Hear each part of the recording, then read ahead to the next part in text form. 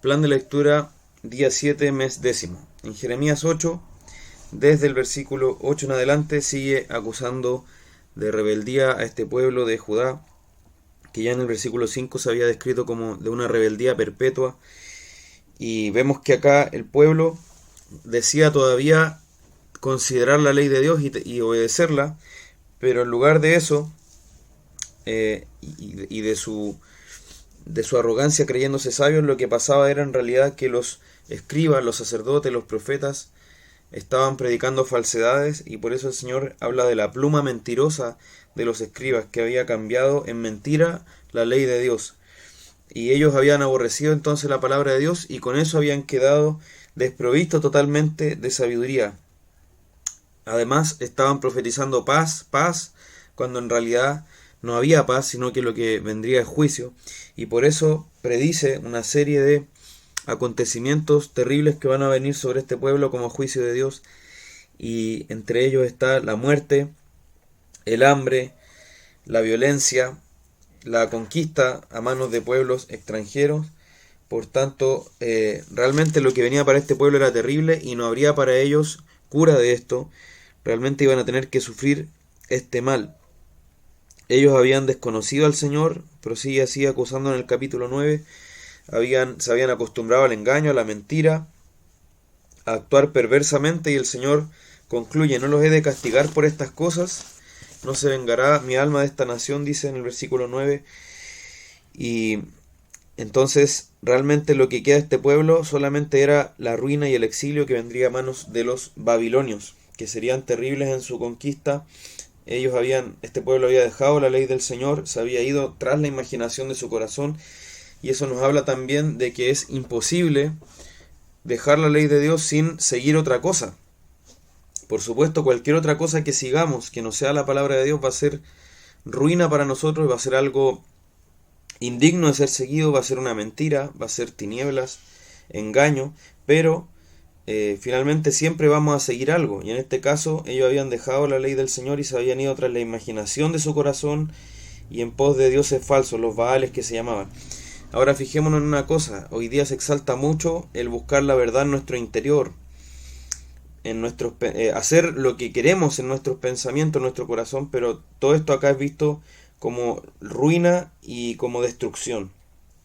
Entonces ellos serían exiliados, esparcidos, destruidos como la ciudad de ellos, y como pueblo.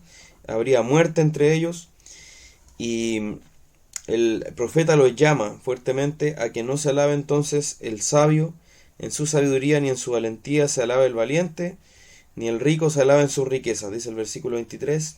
Y acá viene un pasaje muy conocido que lo cita el apóstol Pablo luego en sus dos cartas a los Corintios, y dice: mas alábese en esto el que se hubiere de alabar, en entenderme y conocerme, que yo soy Jehová, que hago misericordia y juicio y justicia en la tierra, porque estas cosas quiero, dice Jehová. Entonces, fijémonos que ahí realmente debe estar nuestra gloria, en conocer al Señor, en entender su voluntad, cosa que este pueblo no estaba haciendo.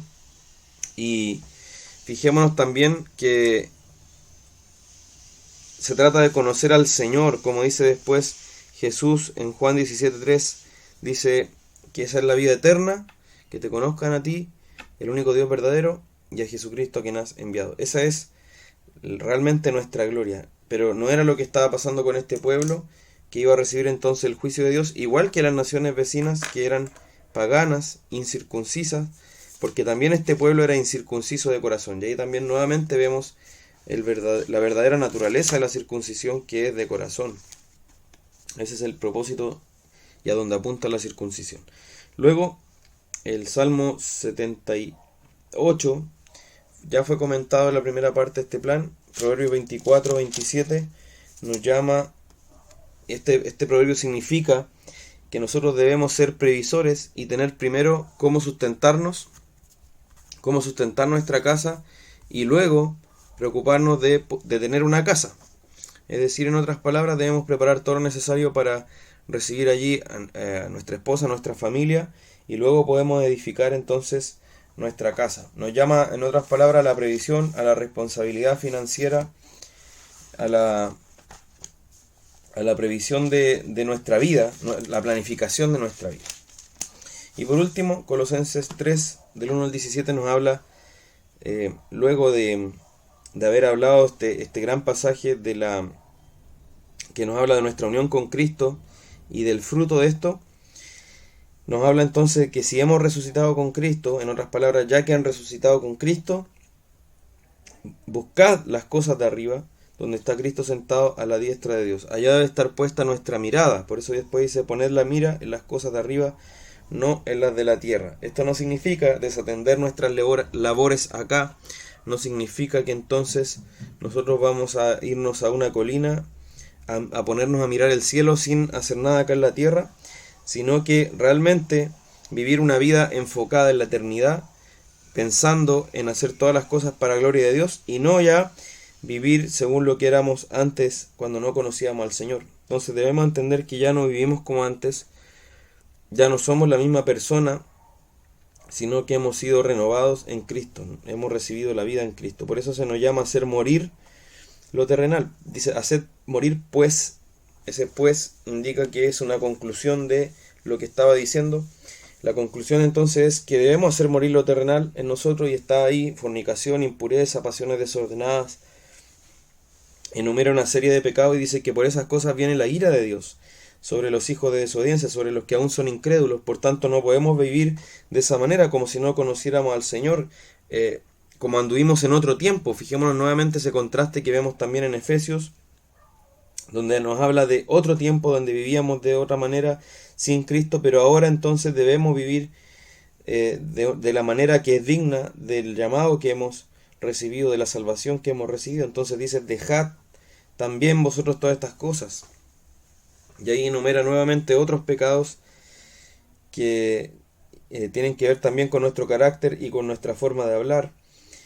Y nos habla nuevamente también en el mismo lenguaje de Efesios 4 de desvestirnos del viejo hombre y revestirnos del nuevo. Y ese nuevo hombre es conforme a la imagen de Cristo, es creado de nuevo en Cristo. Y es un hombre que se va renovando, es decir, que no es estático, sino que es dinámico, se va renovando. El Señor va haciendo una obra en nosotros hasta que crezcamos al conocimiento pleno de Cristo. Y allí, en esa madurez espiritual, no hay griego ni judío, ni circuncisión ni incircuncisión, ni bárbaro ni escita, ni siervo ni libre, sino que Cristo es el todo y en todos. Es decir, eso nos dice que nosotros la tendencia o la meta que tenemos una vez que somos salvos es crecer en esa fe, en esa salvación, en ese nuevo hombre, llegando entonces a la madurez donde ya no hay estas distinciones humanas. Y eso también nos habla de que está muy mal teológicamente seguir distinguiendo entre Israel y la iglesia como si fueran dos tratos distintos del Señor, ya que aquí está diciendo que en ese nuevo hombre, en esa madurez espiritual, en ese nuevo hombre creado en Cristo, donde Él es todo y en todos, no hay esa distinción humana. Entonces debemos vestirnos como escogidos de Dios, y eso significa vivir como santos llamados, demostrando el carácter de Dios, reflejando el carácter de Dios. No se trata solo de no hacer cosas malas, sino también de reflejar la bondad, la justicia, la misericordia, todas las virtudes, toda la excelencia y perfecciones de Dios. Y eso implica también que debemos perdonarnos unos a otros como Cristo nos perdonó. Vestirnos de amor, que es el vínculo perfecto, y que la paz de Dios entonces gobierne en nuestros corazones. Fijémonos también que habla de la palabra de Dios, que esa palabra habite en abundancia en nosotros, y que hablemos entonces entre nosotros y cantemos en nuestros corazones con salmos, himnos y cánticos espirituales, y que todo lo que hagamos lo hagamos en el nombre del Señor. Eso no significa que es como un conjuro donde decimos la palabra mágica al final en el nombre de Jesús y con eso entonces se arregla todo lo que hacemos, o como que hubiera que decirlo como un conjuro, como decía, sino que finalmente todo lo que hacemos está hecho ante la presencia de Dios para su gloria y porque queremos agradarle en todo, y lo hacemos según su voluntad. A eso se refiere a hacer las cosas en el nombre de Jesús. Ahora, fijémonos que todo esto que ha estado hablando acá implica un reflejo en nosotros del carácter de Dios, y es el fruto de que el Espíritu Santo habita en nosotros. Eso es finalmente lo que ha estado hablando, es la consecuencia de que ya hemos recibido vida y es esa vida obrando en nosotros, es ese espíritu transformando lo que somos y toda la forma en que vemos el mundo y cómo nos movemos en este mundo. Por tanto, esa debe ser también la meta a la que apuntemos. Este no es un ideal inalcanzable, no son palabras bonitas solamente, sino que debe ser la realidad del pueblo de Dios, y por eso esto debe estar en nuestras oraciones constantemente. Pero fijémonos que antes de esta conclusión, porque es una conclusión, una aplicación a nuestra vida, está lo que debemos entender, y esa es la gloria de Cristo, su majestad, el ser de Dios, esta maravillosa gracia que Él nos ha entregado por su misericordia, y como conclusión de eso viene entonces la manera en que debemos vivir. Respetemos también ese orden. Que el Señor los bendiga.